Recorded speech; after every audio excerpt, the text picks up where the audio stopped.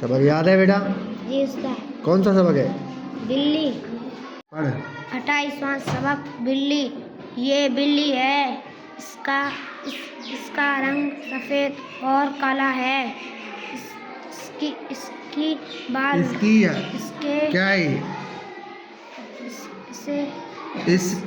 इसके बाल रेशम की तरह नरम है।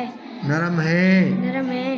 ये गोश्त खाती है, दूध पीती है, ये म्याऊं म्याऊं करती है।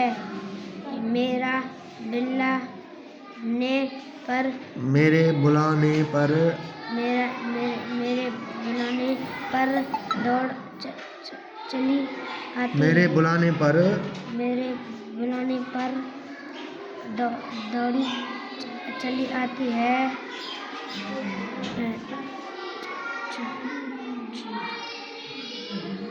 चूहे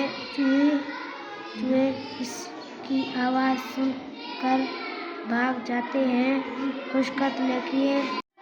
खुशकत लिखिए बिल्ली प्यारी रेशम गोश्त म्याऊं।